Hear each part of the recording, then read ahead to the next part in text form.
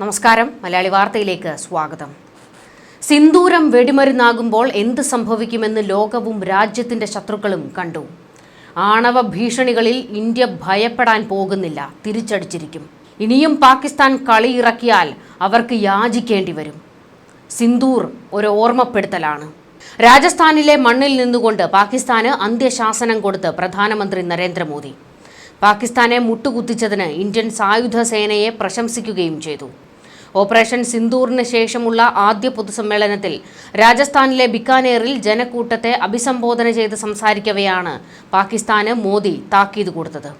ഓരോ ഭീകരാക്രമണത്തിനും പാകിസ്ഥാൻ വലിയ വില നൽകേണ്ടി വരും എന്ന ഓർമ്മപ്പെടുത്തലാണ് മോദി നടത്തിയത്. പാകിസ്ഥാനുമായി ഇനി ഒരു ചർച്ചയുമില്ല. പാക് അധിനിവേശ കശ്മീരിനെ കുറിച്ച് മാത്രമേ സംസാരിക്കുകയുള്ളൂവെന്നും പ്രധാനമന്ത്രി കട്ടായം പറഞ്ഞു. ഇന്ത്യയിൽ ഒരു ഭീകരാക്രമണമുണ്ടായാൽ അതിന് തക്കതായ മറുപടി ലഭിക്കും. സമയവും രീതികളും നമ്മുടെ സൈന്യം തീരുമാനിക്കും. സാഹചര്യങ്ങളും നമ്മുടേതായിരിക്കും. അണുബോംബ് ഭീഷണിയിൽ ഇന്ത്യ ഭയപ്പെടാൻ പോകുന്നില്ല. ഭീകരപ്രവർത്തകരെയും ഭീകരരെ സംരക്ഷിക്കുന്ന സർക്കാരിനെയും വേർതിരിച്ച് കാണില്ല. അവരെ ഒന്നായി കണക്കാക്കും. ഓപ്പറേഷൻ സിന്ദൂറിലെ 3 സൂത്രങ്ങളാണ് ഇവ, പ്രധാനമന്ത്രി പറഞ്ഞു. സർക്കാർ 3 സേനാ വിഭാഗങ്ങൾക്കും പൂർണ്ണ സ്വാതന്ത്ര്യം നൽകി. അവർ ഒരുമിച്ച് ചേർന്ന് പാകിസ്ഥാനെ മുട്ടുകുത്തിക്കാൻ തക്ക കെണിയൊരുക്കി. ബിക്കാനേറിലെ നമ്മുടെ വ്യോമത്താവളം ലക്ഷ്യമിടാൻ പാകിസ്ഥാൻ ശ്രമിച്ചുവെങ്കിലും ഒരു നാശനഷ്ടവും വരുത്താൻ കഴിഞ്ഞില്ലെന്നും പ്രധാനമന്ത്രി ചൂണ്ടിക്കാട്ടി. അതേസമയം ഇന്ത്യൻ ആക്രമണത്തിൽ തകർന്ന പാകിസ്ഥാന്റെ വ്യോമത്താവളം എപ്പോഴാണ് തുറക്കുക എന്ന് ആർക്കും അറിയില്ല. അത് തീവ്ര പരിചരണ വിഭാഗത്തിലാണെന്നും മോദി പറഞ്ഞു. ഇന്ത്യക്കെതിരെ നേരിട്ടുള്ള പോരാട്ടത്തിൽ ഒരിക്കലും പാകിസ്ഥാന് വിജയിക്കാൻ കഴിയില്ല. നേരിട്ടുള്ള പോരാട്ടം ഉണ്ടാകുമ്പോഴെല്ലാം പാകിസ്ഥാൻ വീണ്ടും പരാജയം നേരിടേണ്ടി വരും. അതുകൊണ്ടാണ് ഇന്ത്യക്കെതിരെ പോരാടാനുള്ള ആയുധമായി അവർ ഭീകരതയെ ഉപയോഗിക്കുന്നത്, മോദി വ്യക്തമാക്കി. ഇന്ന് രാജസ്ഥാന്റെ മണ്ണിൽ നിന്ന് ഞാൻ എൻ്റെ സഹപൗരന്മാരോട് പറയാൻ ആഗ്രഹിക്കുന്നു. സിന്ദൂരം മായ്ച്ചു കളയാൻ ഇറങ്ങിത്തിരിച്ചവർ തുടച്ചു നീക്കപ്പെട്ടു. ഹിന്ദുസ്ഥാന്റെ രക്തം ചൊരിഞ്ഞവർ അതിലെ ഓരോ തുള്ളിക്കും വില നൽകി. തങ്ങളുടെ ആയുധങ്ങളിൽ അഭിമാനം കൊണ്ടവർ ഇപ്പോൾ ആ അവശിഷ്ടങ്ങൾക്കിടയിൽ അടക്കം ചെയ്യപ്പെട്ടു. ഇതൊരു പ്രതികാരത്തിൻ്റെ കളിയല്ല, മറിച്ച് ഇത് നീതിയുടെ പുതിയ രൂപമാണ്. ഇതാണ് ഓപ്പറേഷൻ സിന്ദൂർ. പ്രാപ്തിയുള്ള ഇന്ത്യയുടെ ഉഗ്രരൂപമാണിത്. ഇതാണ് ഇന്ത്യയുടെ പുതിയ രൂപം. പ്രധാനമന്ത്രി പാകിസ്ഥാന് താക്കീത് കൊടുത്തു. പാകിസ്ഥാൻ ഭീകരരെ കയറ്റി അയക്കുന്നത് തുടരുകയാണെങ്കിൽ അവർക്ക് ഭിക്ഷ യാചിക്കേണ്ടി വരും. പാകിസ്ഥാൻ ഇന്ത്യയുടെ ന്യായമായ ജലവിഹിതം ലഭിക്കില്ല. ഇന്ത്യക്കാരുടെ രക്തം കൊണ്ട് കളിച്ചാൽ പാകിസ്ഥാൻ വലിയ വില നൽകേണ്ടി വരും. ഇതാണ് ഇന്ത്യയുടെ ദൃഢനിശ്ചയം. ഈ ദൃഢനിശ്ചയത്തിൽ നിന്ന് നമ്മെ ലോകത്തിലെ ഒരു ശക്തിക്കും പിന്തിരിപ്പിക്കാൻ കഴിയില്ല എന്നും മോദി വ്യക്തമാക്കി. സത്യം വെളിപ്പെടുത്തുന്നതിനായി നമ്മുടെ സർവകക്ഷി പ്രതിനിധി സംഘങ്ങൾ ലോകമെമ്പാടും എത്തുന്നുണ്ട്. പാകിസ്ഥാന്റെ യഥാർത്ഥ മുഖം ലോകത്തെ മുഴുവൻ കാണിക്കുമെന്നും പ്രധാനമന്ത്രി പറഞ്ഞു. പാകിസ്ഥാൻ ഇപ്പോൾ കിട്ടിയിരിക്കുന്ന അടി, അതിൻ്റെ ചൂട് അവർ ഒരിക്കലും മറക്കില്ല. ഭീകരരെ കയറ്റി അയക്കുന്നവർക്ക് ഓപ്പറേഷൻ സിന്ദൂർ തന്നെയായിരിക്കും മറുപടിയെന്ന് മോദി ആവർത്തിച്ചു പറഞ്ഞു. പാകിസ്ഥാനുമായി ഇനി വ്യാപാരമോ ചർച്ചയോ ഉണ്ടാകില്ല. ഇനി ഭീകരവാദത്തെക്കുറിച്ചുള്ള ചർച്ചകൾ മതി.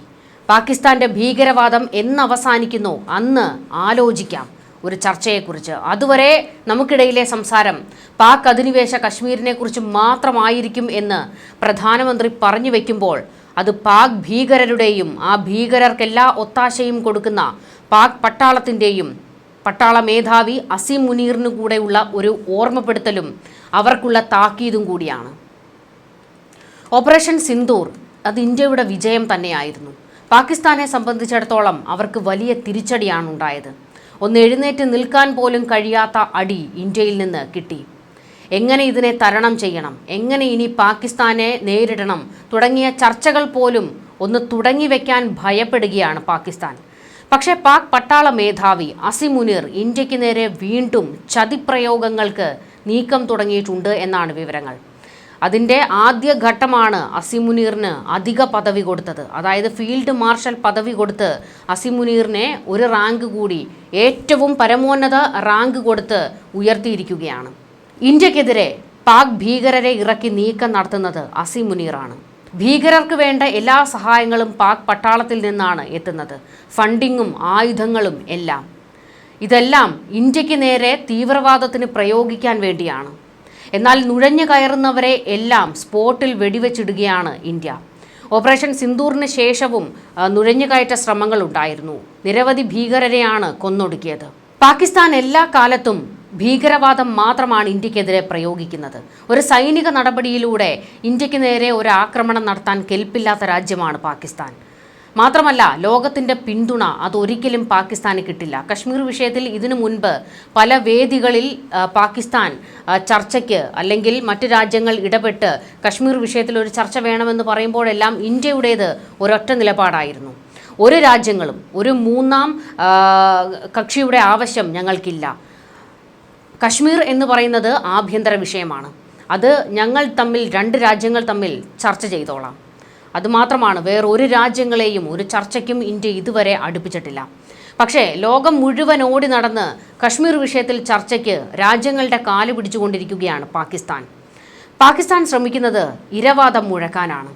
ഞങ്ങൾ എല്ലായ്പ്പോഴും തീവ്രവാദത്തിൻ്റെ ഇരകളാണ് എന്ന് പറയാനുള്ള ശ്രമമാണ് പാകിസ്ഥാൻ നടത്തുന്നത്. എന്തിനേറെ, പഹൽഗാമിൽ ആക്രമണം നടന്നതിന് ശേഷം കൃത്യമായി പാകിസ്ഥാന്റെ പങ്ക് അതിലുണ്ട് എന്ന് തെളിഞ്ഞതാണ്. തെളിവുകൾ സഹിതം ഇന്ത്യ വലിച്ചു പുറത്തിട്ടതുമാണ്.